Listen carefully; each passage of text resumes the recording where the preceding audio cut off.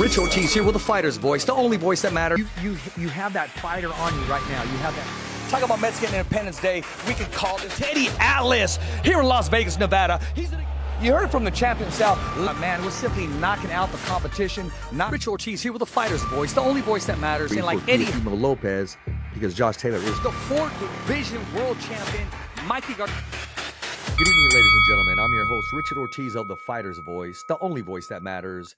And today's guest had ringside seats to that major fight that happened last weekend.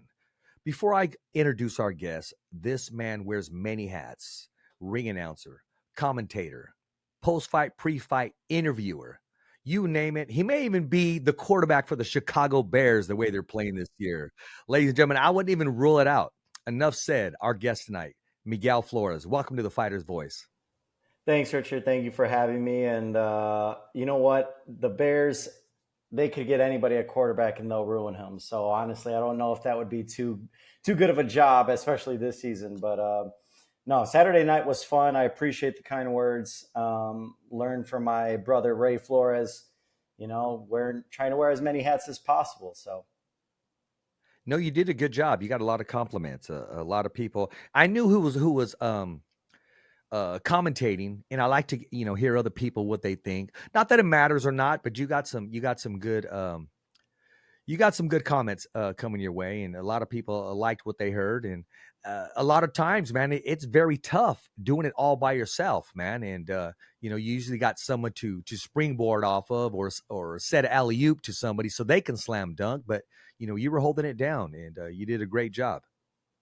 No, I appreciate it. Yeah, it's pretty difficult, when you do, especially a long event as it was Saturday night by yourself. But when you love the sport, you've grown up watching it.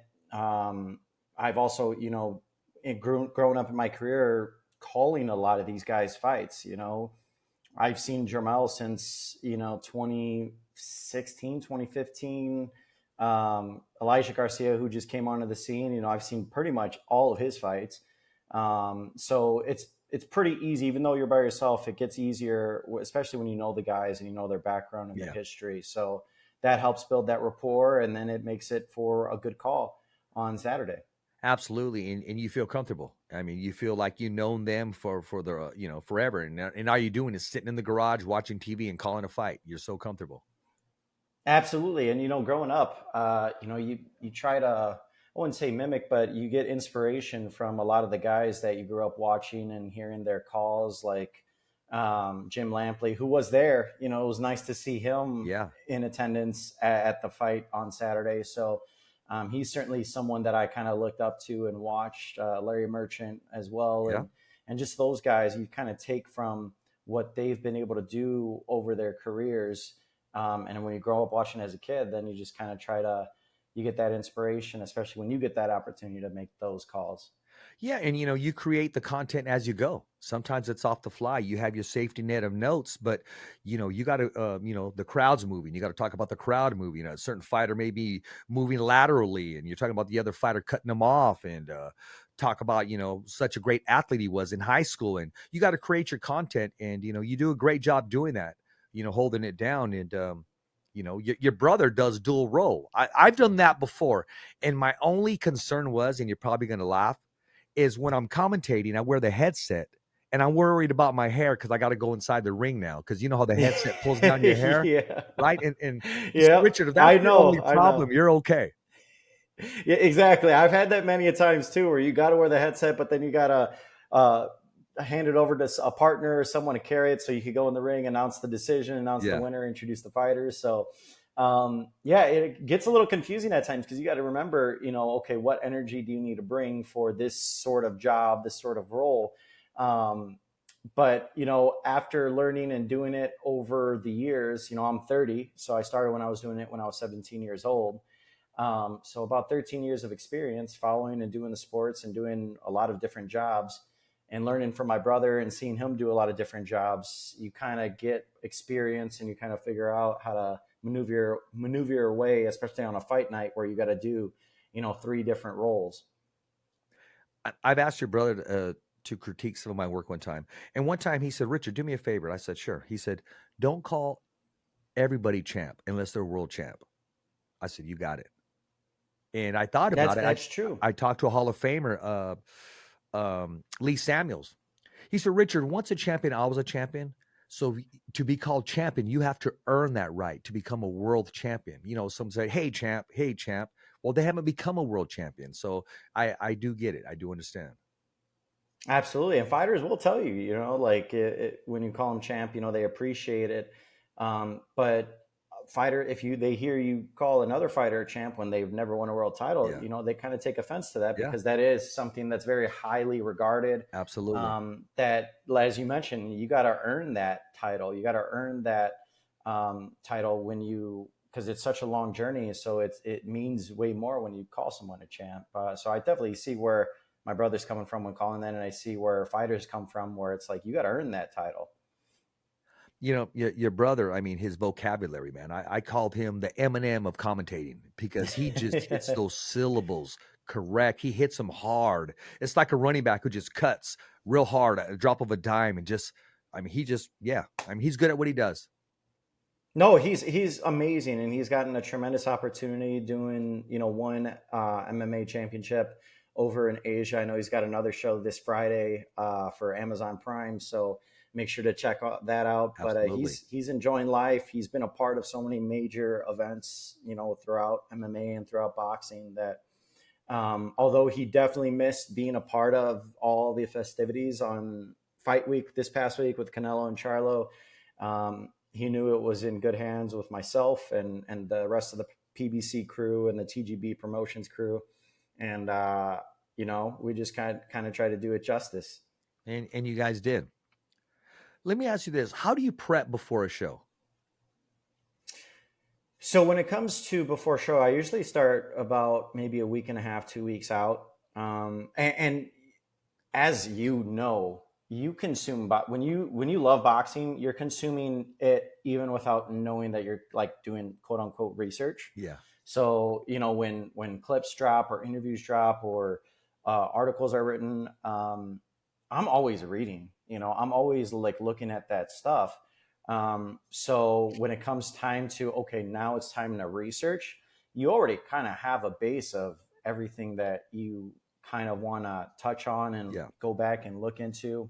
So when it comes to the research, it's more so just kind of the hard hitting facts, like the stats, you know, how many world champions has Canelo fought? You know, found out that, you know, that was the first event Jermell Charlo ever headlined at T-Mobile Arena.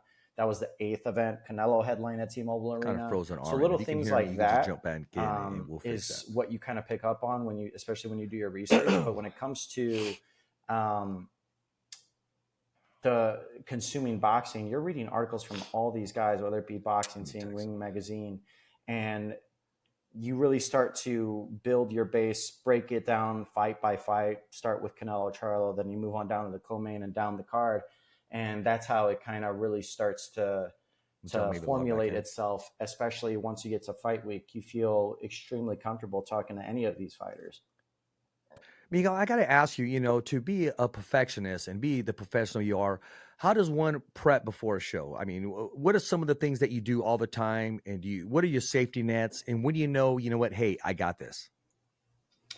Well, as you all know, especially someone that loves boxing like yourself, you're consuming boxing 24/7. You know, whether clips are dropping, fight announcements are being dropped, articles are being written. You're reading as you go because you're already, that's what you would do as a fan in itself. So when it comes time for actual quote unquote prep, that's when you'll start to dive in. Maybe for me, it's like about a week and a half out. And I'm already reading everything and seeing all the interviews leading up to a fight. So I kind of already have that base of, you know, pretty good knowledge from each of the fights, the fight card. And then I really dive into the X's and O's of each particular fight, especially the stats, the numbers, you know, punch output, knockout percentages, and things like that leading up to fight week. So I break it down fight by fight, you know, starting with Canelo Charlo, for example, then go to the co-main Ramos Lubin. And it also helps for me, especially because I've seen all of these guys fight throughout their career. whether it be, their last 5, 6 fights or the last 10 fights for some of them. I already have an idea, what's their style like? How are they? I've had opportunities to talk with their trainers, so I kind of understand where their trainers are coming from. Great insight. So I have a really good base going into it, and then once I just kind of brush it up a little bit with the stats and kind of the particular matchup of, all right, what does he got to do to win against Canelo? What does Canelo got to do to win against Charlo, and vice versa? So by the time fight week comes around, I'm pretty much very comfortable talking to any opponent about anything leading into the fight, because I've already been doing research, and it helps. Like I said, that's why I tell people, you have to really love this sport to work in it. Because if you don't, then it is going to be challenging. It is going to be very hard. But if you love it, if you're consuming boxing as a fan, even shows I don't work on, I'm watching Top Rank shows, I'm watching DAZN shows, and I'm not working those. It's just because I'm a fan of the sport. Exactly. So it's just, that's kind of how I'm built. That's how my brother's built. And this way, when it does come time for a show that you're working, you already are pretty much set to go, and these guys. Very well said. I mean, you laid it out right there, and it's 24/7. I've said this before. Ali Setback told me one time. He said, "Richard, you do what you love. You never work a day in your life." Absolutely. That's why I continue to work in this industry. I've grown up loving boxing so much, and combat sports in general, that it's not. Yes, it is a job, but for me, it's not, because it's a passion. So what does your dad think of you two? I mean, did you ever once compete inside the ring or the cage, or want to at one time? Or was your father, a fighter? Did he ever commentate? And he has 2 boys, national TV, doing what they love. Yeah, no, he never fought. Ray and myself never fought. We've done a little bit of training, but nothing where we're stepping into the ring. But I know Ray wanted to a couple of times. I've heard it, some of his takes. I'm sure he has. I'm sure there's a couple of times that he wouldn't have mind. But no, overall, I think what my dad did provide us is the fact that, he brought us up as just really young kids in the boxing scene. Like, we would have fight parties. For my brother, they would have fight parties revolved around Julio Cesar Chavez. That's right. And watching all of his fights. For me, it was fight parties revolved around Oscar De La Hoya and every single one of his fights.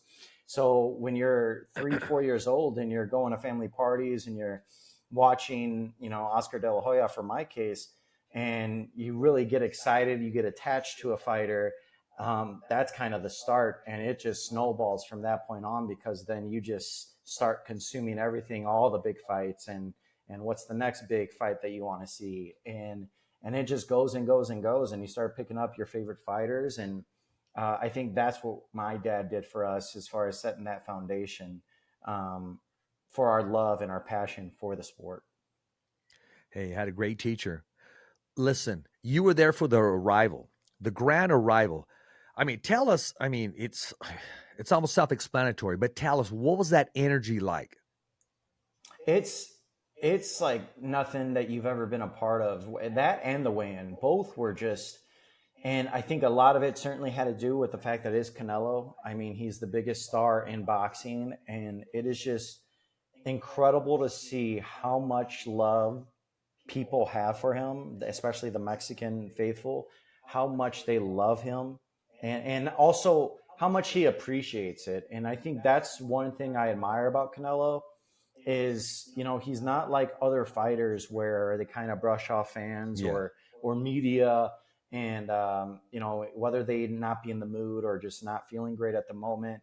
Canelo always, throughout this fight week, he always made time for the people as well as for the media. There was times where, we were told we got to wrap up, the scrum, and he would say, no, let me answer one more question, and be someone from Mexico that, a news outlet that wants to ask him a question. That's the type of respect he has. And I really admire that for him, just watching him do what he does, because he doesn't have to do that. He's Canelo. He's making millions of dollars, the highest paid boxer in the sport, the biggest name in the sport. and he could easily just walk away and do the bare minimum, and people are still going to watch him, but he doesn't. And I think that's what I appreciated also about Floyd when he was at his apex, was he always did his obligations to sell the fight, whether people loved him or hated him. He was there and he embraced everybody, and he embraced the media, whether you liked him or hated him, because he said, look, if you're talking about me, regardless of whether you love or hate me, he was like, that's a good thing, because people are going to want to watch me fight. And I think Canelo is very similar in that sense. Not that people maybe not dislike him as much as what they did Floyd, because Floyd was so polarizing, but Canelo really is just one of those guys that he understands the business, he understands the people, and he wants to give it back to them, and be a good representation for his people. And I think that's one of those things that I really admire about him.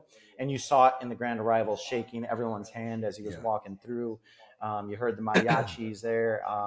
And I think that is that was just a really, really cool moment. And if you ever get the chance to be at a Grand Arrivals for a big fight, I highly recommend doing so, because it is certainly something to see.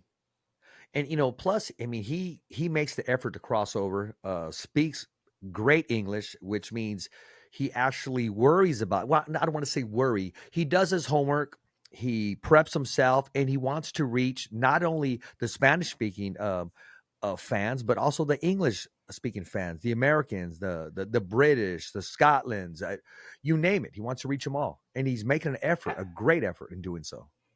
Absolutely. And he said it in the post-fight presser. He got kind of questioned from someone, I forgot what news outlet it was in Mexico. I remember but that. They said, why do you feel the need to speak English? Are you not trying to speak Spanish as much? And I loved his answer. He said, I worked really hard to work on my English. English, I never learned it in class. It was never a second language for me until I got bigger as a fighter. And I started realizing, to reach the American audience and to reach other outlets across Europe or globally, English is the number one language, and I got to learn it, and I got to reach those people, because, they want to hear what I have to say. And I worked really hard at it, and I'm proud of it. Just because I speak English doesn't mean I'm any less proud to be Mexican or speak Spanish. It's just, that's what a majority of the media consumes. And I have an obligation as a fighter to give them, be that outlet for them, and give them exactly whatever they're asking for, give them those answers in English. And I really respected that a ton, because it pays off so much, because sponsorships, media, fans, they're able to gravitate more so towards him without being Mexican or understanding Spanish, because he is speaking in English, and he is trying to put in the effort to reach that audience. And I think that's what more fighters can learn from, to kind of elevate their status even more so. Well, I mean, you said he takes pride in himself. It's if you got a quarterback who's been practicing throwing the deep ball, and he's asked to hand the ball off, hey, I've been working hard at this. I want to draw back. I want you to see me sling it. So he wants everybody to know, look at my hard work is paying off. And it shows what type of individual he is, how dedicated he is. That's why he is, if not the best fighter in the sport today, at least in the top two. Absolutely. I mean, you can make arguments, Terrence Crawford, obviously, Naoya Inoue, Canelo. I think those are the three guys when you talk about, the best of the best in the world. And you can flip flop, you can have your opinions. All are great fighters, but I think that's what you respect about Canelo, because he is a stand-up individual, and he's willing to kind of talk to anybody, and to really push his fight, and wants as many people watching his fights as possible. Miguel, how much of a smile did you have once you found out he signed with PBC? I know you and your brother said, okay, now we get to sit next to one of the best pound for pound to ever do it. It was awesome, because you realize you're going to start working these shows. And obviously we had the chance to work the Caleb Plant Canelo fight when he signed with PBC 2 years ago. Yeah. So that was awesome to see, and he was great to deal with. And this past week was, amazing to deal with as well. It is a huge benefit, because you do get to be across from the biggest star in boxing. But at the same time, I'm not one to be like a lot of these other people online where they're kind of downplay other promotions for putting on great fights, Yeah. just because they're not we people have this weird fascination online of being fans of a promotion. And while we work for PBC and enjoy working for PBC, I just want the best fights in boxing. And when it came time to Canelo for him to make his move, the best fights for Canelo are on PBC side of the street. Yeah. When you talk about, obviously he just fought Jermell Charlo, undisputed junior middleweight champion. But you talk about Jermall Charlo, David Benavidez, Yep. David Morrell. There's been a floating of an idea of Terrence Crawford wanting to go up 3 weight classes. All those guys are on PBC or PBC fighters. And so those are the big time money fights that fans as a whole want to see. And I'm a fan first. I want to see the best fighting the best. And we've been very privileged in 2023 to see that across all platforms, whether it be Top Rank, Matchroom, or PBC. And I'm very grateful to have been a part of a lot of those the biggest events, whether you talk Tank Ryan or Spence Crawford. And now we just had Canelo Charlo. And I think there's more big events on the horizon. And I think there's bigger fights for Canelo, whether it be a guy like David Benavidez or even a Terrence Crawford. Today, Oscar De La Hoya met with Bob Arum. He said his goal is to meet with all the different promoters to give the fans, the followers, and supporters the big fights that everybody wants to see. What's your take on that? And do you think that, mission will be accomplished? I hope so. I think Oscar has said, he's trying to make, if Ryan beats Oscar Duarte, Ryan and Teofimo Lopez, which would be a fantastic fight. I think we need more of that in boxing. And I think you're seeing it this year where, promoters have to work together to put on these big events. I mean, look at Tank and Ryan, Golden Boy and PBC, and they did $1.2 million pay-per-view buys. They did, I think it was the 5th highest gate that in Las Vegas history at T-Mobile Arena. It shows when you deliver fight fans fights they want to see, they will come out and they will show out. Very much similar when they did Spence Crawford. And I am all for promoters coming together and working together in order to deliver the biggest fights possible, because at the end of the day, as fight fans, that's all we want to see. At least that's all I want to see. I know some, Absolutely. Like I mentioned earlier, they have a weird fascination with sticking with a promoter and rooting for one promoter and downplaying another promoter. That's not how I roll. I want the best for everybody. I want the more platforms for boxing, the better it is for us as fight fans, the better it is for the fighters, to have more opportunities for more exposure. So I think the more the merrier. And I am very happy to see what's been going on here in 2023, because you are seeing more collaboration with the promoters working together. That's what boxing needs. I mean, I remember back in the day, Don King would work with Bob Arum. They got along just to put the event on, and then they each went their own way. But you know what? Terrence Crawford, his story's a little different. He was with Top Rank, didn't renew with Top Rank, made a career decision. Some people say a gamble. He left Top Rank because he wanted to face, give the people what they wanted. And we got to see the best Bud Crawford, as if to say, hey, I need Spence because I need to challenge myself. I need someone to bring out the best in me. Muhammad Ali had Joe Frazier, Larry Holmes, Kenny Norton. So here's my question to you, using this. When you see another commentator, who's your Larry Holmes? Who's your Muhammad Ali? Who's the best of the best? Who brings out the best in you? Who would you love to work next to? Oh, I mean, I think it'd be a no-brainer. I would love to work next to Jim Lampley. I think I grew up in HPO boxing days. Boxing After loved Dark. the way exactly. I mean, I love the way he painted a picture when it came to the fight itself. Yes, he did. Or even the intro and how he would build up a fight. I mean, he always made it seem like the biggest thing in sports, whether it be Boxing After Dark or HBO boxing pay-per-view. I mean, he knew the way with his words and the way he knew how to talk about each fighter and describe a fight in action. I had the privilege to work alongside him once in my career, and I was the ring announcer at Madison Square Garden for the Daniel Jacobs Sergey Devryanchenko world title fight. And I believe that was like the second to last HBO boxing event ever.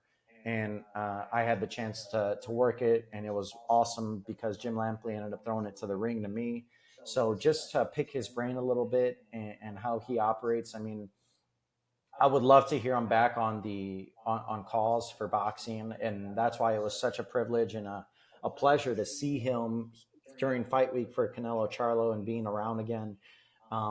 He is, to me, that's the pinnacle. That's the best of the best when you talk about a guy calling a fight. That's Jim Lampley is it. Absolutely. I know that he was supposed to be on air, I believe it was less than a year ago with Triller. And for some reason, it didn't go through. Maybe he didn't want to inhale that day on what was taking place on some of the commentating. Yeah. But I mean, to hear his voice behind the mic again, it was just like yesterday. I had the chance to meet him in person in Hayworth. No, it was actually Oakland. I want to say Hayworth, but it was Oakland. Andre Ward was on the card, and I got to meet Bernard Hopkins too. And just the way they handled themselves with the supporters and people around them. I mean, you talked about Canelo giving time to everybody, and these guys did too. I'm watching him with the fans. He's interacting, taking pictures, and people are telling him how much they appreciate him. And talk about that last show on HBO. I kept saying, okay, it's just temporary. They're going to come back. Watch it. It'll happen. Okay. Next year. I'm waiting for it to come back. And, they had the best cameras in the business. My gosh, talk about a 3D camera. I mean, you were right there. It's just, we're going to miss that. We're also going to miss, Showtime as well. Yeah, I know rumors have been circulating online. I haven't heard anything on my end. I'm kind of the last to know when it comes to stuff like that. I hope that's not the case because, as I mentioned, I mean, I'm a big proponent. The more platforms that are out there for fights, the better it is for the sport as a whole. I mean, and I think if platforms go away, like we saw with HBO boxing, and if we do see it with Showtime, I mean, it only hurts the sport. And I think that's what a lot of these people who are celebrating the demise of, or the rumored demise of Showtime, they don't understand. And I don't get it because you're kind of hurting your own sport. No. I don't see that'd be like the people that are pro ESPN rooting for ESPN or rooting for like NBC to go down so they don't have to show the NBA or what have you, whatever the case may be. That's just not a way of thinking. That's not smart.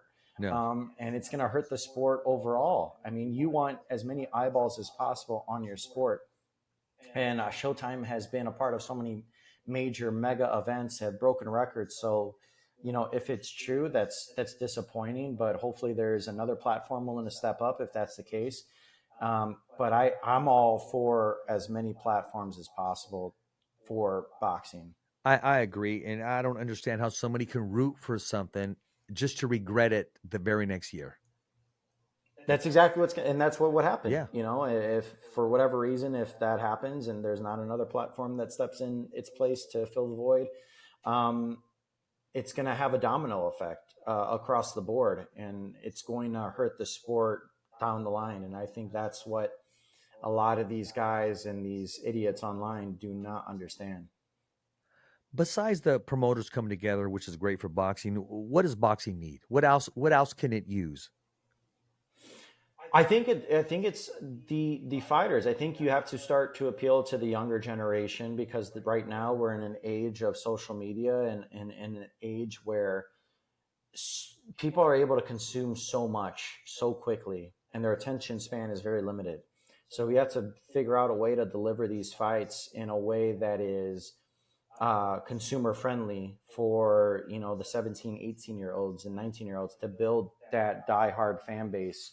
Because boxing, I don't think ever really had to worry about that until the last couple of years, where it's like you have Netflix, you have HBO Max, you have Amazon Prime, and then you have all these sport, you have college football, NFL, baseball, NBA.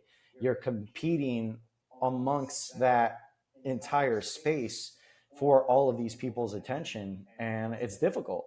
So I think the way boxing can do is to appeal to that younger generation. You got to give them the fights that they want. And I think they've taken a great step in this year, giving people wanted to see Tank and Ryan, and they gave it to them. Yeah. People wanted to see Plant Benavidez, and they gave it to them. People wanted to see Lomachenko, Devin Haney, and they gave it to them. I think that is a huge proponent in trying to help them, these consumers, gravitate towards the sport. And then I think it's on the fighters. I think it's on the fighters to be willing to take on these challenges. Too much we've seen over the past, I wouldn't say year, but over the sport as a whole, over the last 10 years, it's building guys up slowly and avoiding certain guys, avoiding certain fighters for 3-4 years. We've heard the let it marinate. And I don't think that is the way of boxing anymore. No. I think you got to give people the fights that they want to at a certain point. I'm all for if it's going to make way more money in a year. Okay, I understand that. But if you're looking to marinate it for 3-4 years, then it's not going to cut it. And I think these fighters got to take on these challenges.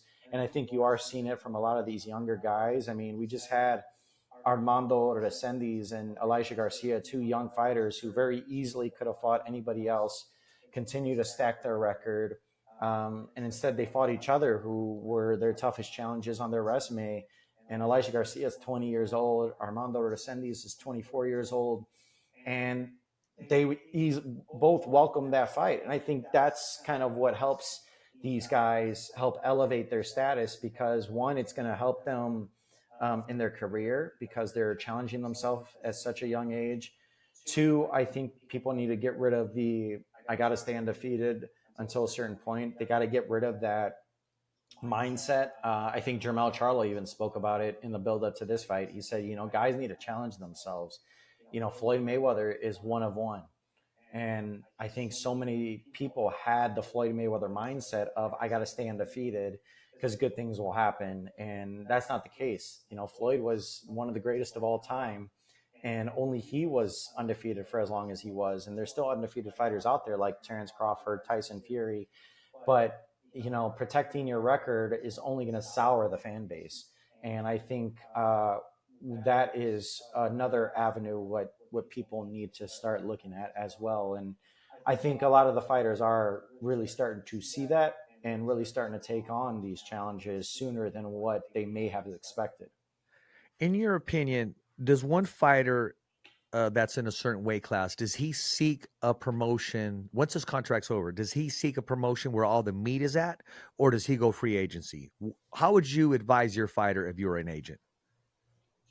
If I was an agent, I would tell the fighter, what are the biggest challenges? What are the best financial opportunities for you to put your name out there and to move up that stratosphere? It's very similar to Canelo. Like I'm sure he could have re-signed with Matchroom and DAZN, and fought some of those lower tier guys and made really great money. But for him, he understands that I may have 5 years left in my career. I'm all about challenges, and the biggest and best challenges for me are with PBC because they have a majority of the best fighters in my weight class. And he went that route. So you're going to challenge yourself, and you're still going to make a lot of money because people want to see those fights. And I think that's what my advice would be to a fighter is, if you are at a crossroads and you have 2 different offers, what is going to help benefit your career long-term in the public's eye?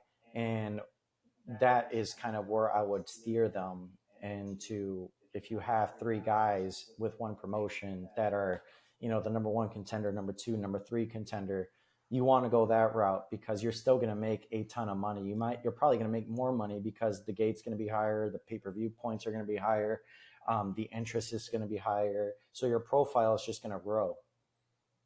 I got 2 questions for you about the same fighter. How did you score the Devin Haney-Lomachenko fight? And how do you see Devin Haney and Regis Prograis once they share the ring in December? So I saw the Haney Lomachenko fight, which was a very tight fight. In my opinion, I had Lomachenko winning 7-5, but I didn't see it as a robbery like I've seen other fights.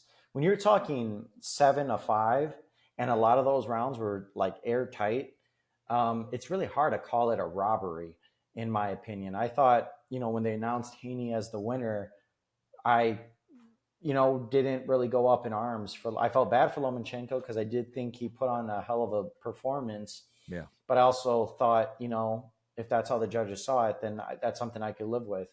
And I think that's what people didn't realize is, when you're talking boxing and if it's a 7-5, 115, 113 card, Then you you get to really you've can't. watched a damn good fight.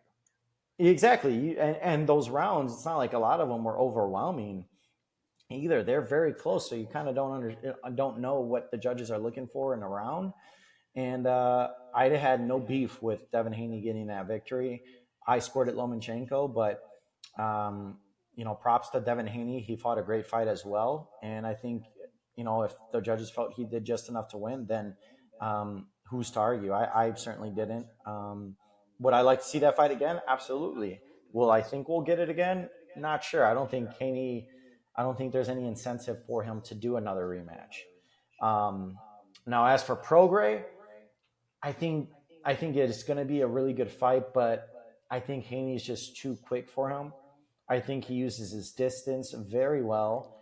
And if we see a very similar performance that we saw in Prograis's last fight, I think Haney will cruise. I do think Prograis understands this is his biggest opportunity of his career thus far because it's kind of a marquee name. You're really going to be thrown into the public spotlight taking on Devin Haney.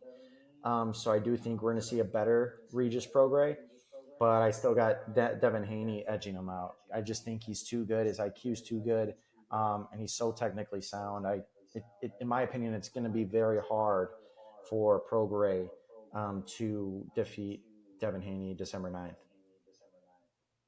You're the second person to tell me that today. I was talking to Jose Ramirez's brother, Jose from Avenal, California. I was talking to his brother Luis today, and he was leaning towards Devin Haney and giving him possibly a boxing lesson. And I said,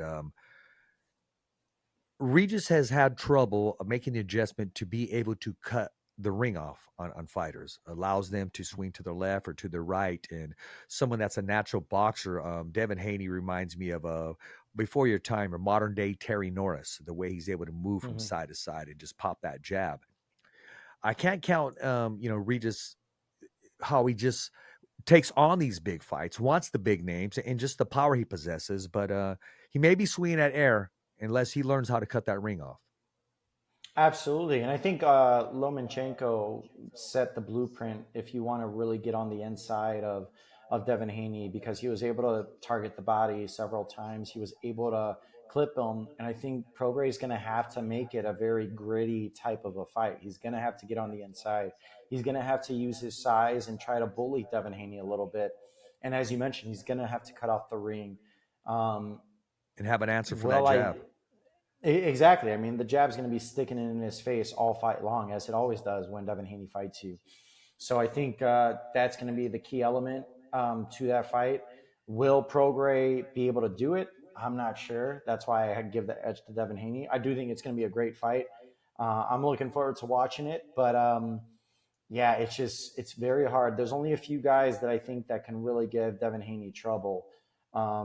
And I don't think Prograis got. Give me a couple tools. names. Give me a couple names. Who I think Tank Davis.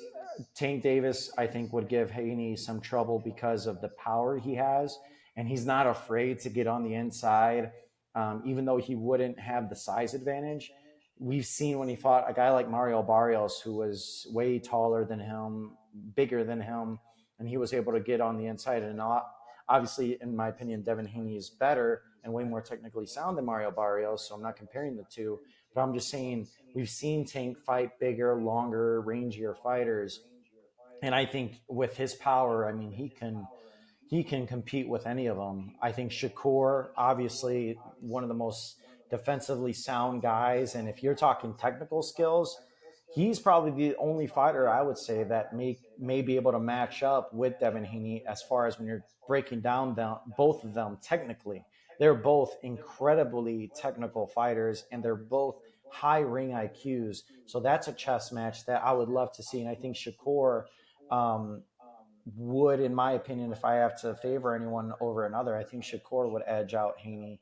So he's another one. And I think Teofimo Lopez, depending on what Teofimo would show up, I think he is one that also can give Devin Haney some fits with his power, his speed, the way he's able to move in the ring.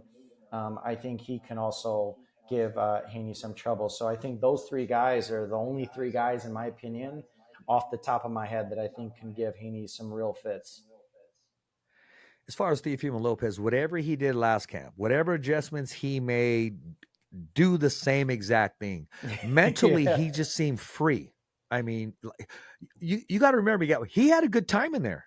We saw flashes of the old Teofimo hitting behind, behind the Smiling. back, having fun in there, dancing, bobbing and moving, and no more pressure. I got to get this guy out in the first round. Never say I'm going to get you out in the first round. You know how much pressure you just put on everybody, how people are now betting on you, and you go to sleep consuming that, or somebody just in your ear all the time. He just seemed free. He seemed relaxed, and even when he had Josh Taylor hurt, he didn't go crazy, as if to say, hey, I'm going to stick with the game plan.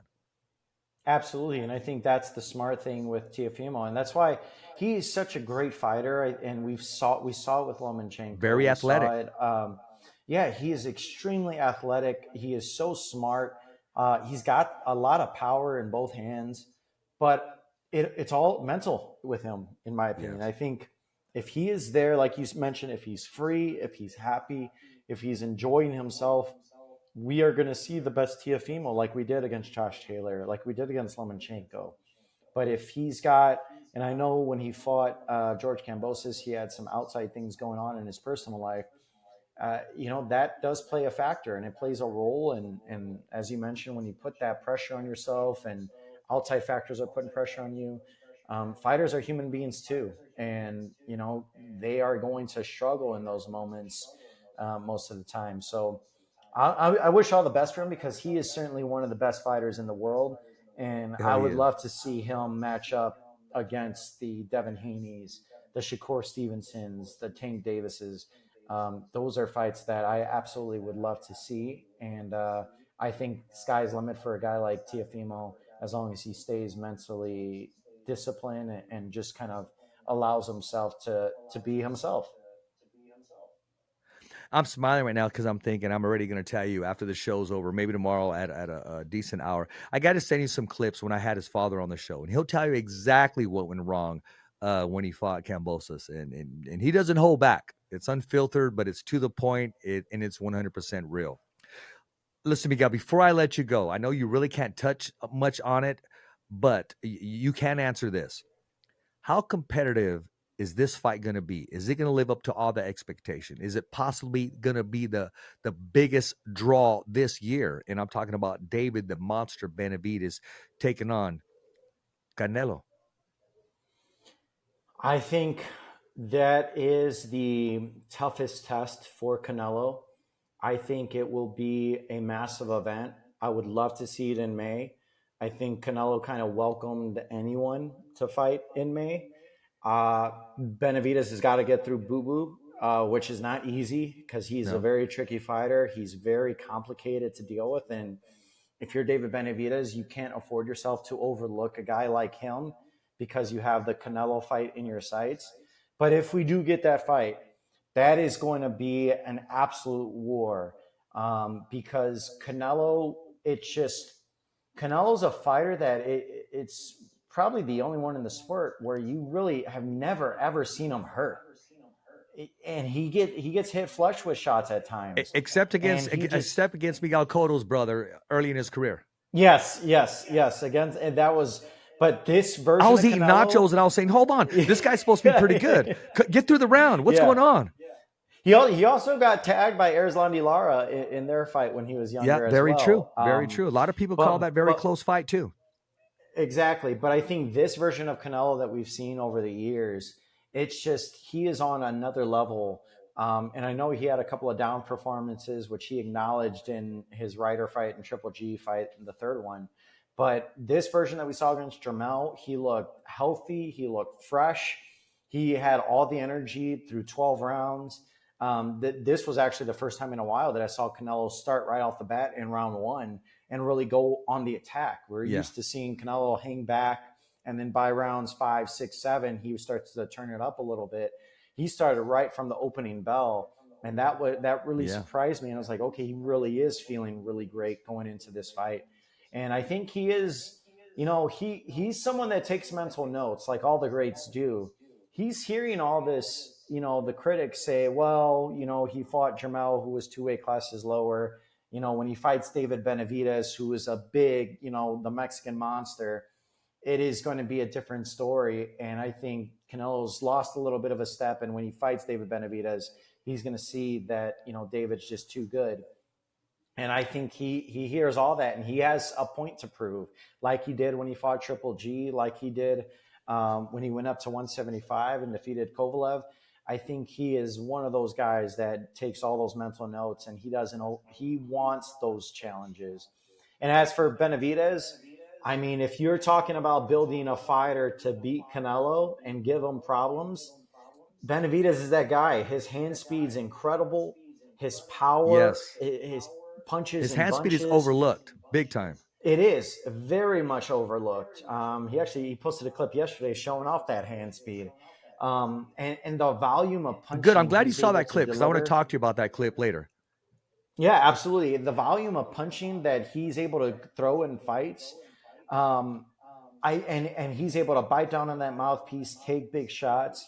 Now, he hasn't taken a shot from Canelo, so that's going to be the interesting test of how that's going to work out if that does happen. But I think just that is a true 50-50 type of a fight. I would have to, my personal opinion, I would say right now maybe still give the edge to Canelo because of his experience and all the big fights he's had and, all the fighters that he has gone up against. But it's going to be a close fight, and I hope we get that in May. That's the fight that I would certainly want to see. One thing that's improved in Canelo is his defense.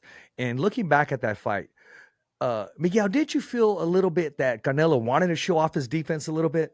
He was kind of like, okay, I want to show you how much I improved my defense, as if to say, go ahead, I'm going to put my hands down and have fun in here. But he never came forward. No, and I think, and Jermell talked about it. We saw his trainer, Derek James, say it in the corner. And, a lot of people are giving heat to Derek James and say, Spence lost and Jermell lost. Well, as a trainer, you can only do so much, and you can only say so much in the corner. Yeah. And at times you are going to run into a better fighter. As for Spence, that's exactly what happened. And as for Jermell, I don't think we saw the best of Jermell.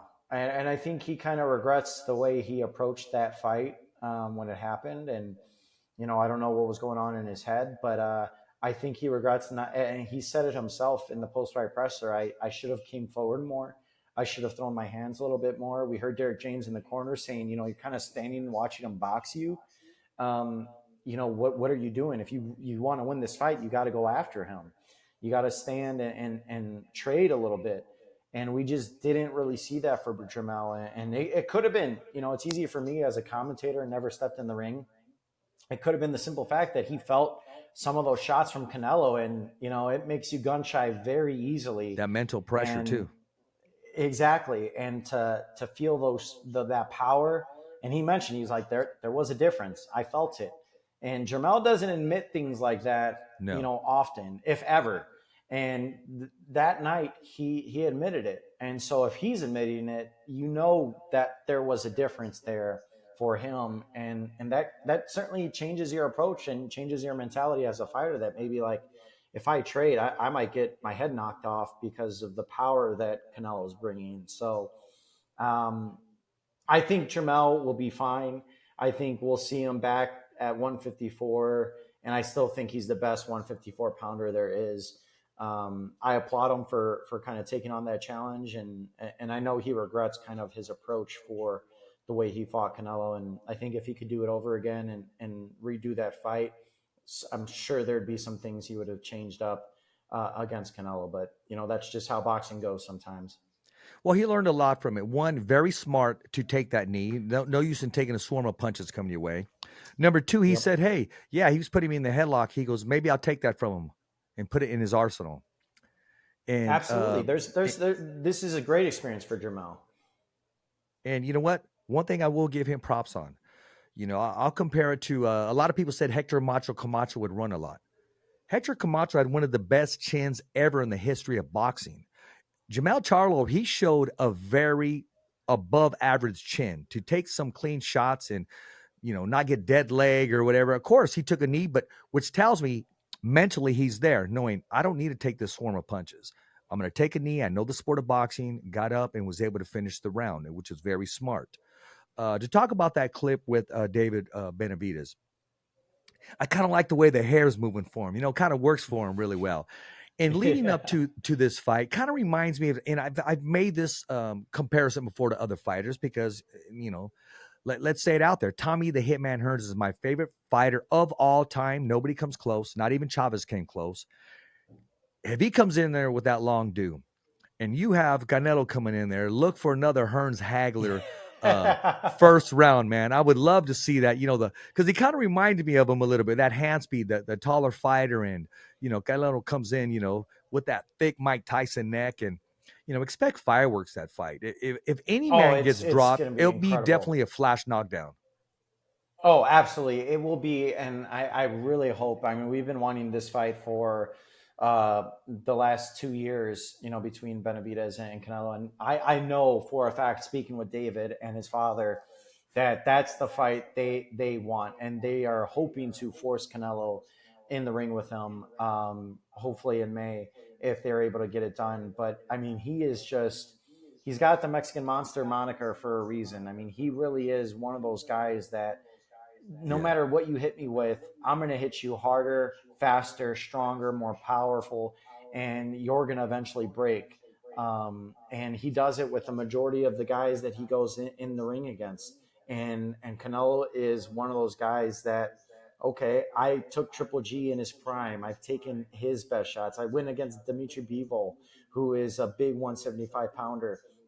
He's not afraid of too. Exactly. He's not afraid of, going into the trenches and banging with a guy that has huge power. So that's the type of fight that would be early fight of the year for 2024 if that fight were to take place. And I have a good feeling that it's going to. I think it's getting to the point where it's almost impossible to not have it happen, and I think Canelo's going to want it because he wants to shut a lot of those critics up. And I think David obviously wants it because that's the biggest fight he would have in his career against Canelo. That's the fight that could put him over as the guy in boxing if he were to defeat Canelo. So I think it's one that I hope we get next year. Well, hey, it sounds like it may possibly happen in May. And of course, I'm going to have you back on the show so we could talk about it before then. But I want to have you back on even before May, of course. And in number two, if you ever need someone, man, just to go back and forth on, man, I'm that guy. If they line you up with somebody and he gets a sore throat, say, let me call Ortiz. He'll book a flight and be down here. It'd be an honor and a privilege to work with you. And number three, absolutely, man. Number three, I appreciate your time. All the fans, they admire what you're doing. You got a big following, bigger than what you think. So how do we stay in contact you? How do we stay in contact you on Twitter, Instagram, Facebook? What's your handles? Yeah, so on Instagram, it's MFLO2323 on Instagram. And then on Twitter, it's the M_Flores. So the letter M_Flores. You can follow me on Twitter as well. You can see all my Bears thoughts and rants after every loss. I'm sure there'll be one tomorrow when they eventually lose to the Commanders. But yeah, that's how you can find me. I appreciate it, Richard. It's always good, bouncing back and forth. And, we bounced a little bit back and forth when we were at Spence Crawford a few months ago. So it's always great to see you and be a part of Fight Week. And I look forward to seeing you and linking up again with you soon. Hey, man, I got to send you a T-shirt out to your address, man. I send Ray one, and I got to make sure he rocks that thing one day, man. And a lot of other fighters, have wore it, and it means a lot. It's a good meaning behind it, more than just the podcast, as you know. And I appreciate the time once again. I can't wait to have you back. Awesome. Thank you so much, Richard. I can't wait. Hey, I want to thank our guest, Miguel Flores, the man of many hats, and always will be a Chicago Bear fan. And as always, it's a wrap. Thumbs up for Richie. Okay, fight fans, it's not goodbye, but until next week. Remember, it's always voiceography at its finest. So on behalf of Richard Ortiz, the special guests, and all the crew, saying hasta luego, babies. And always, thanks for listening.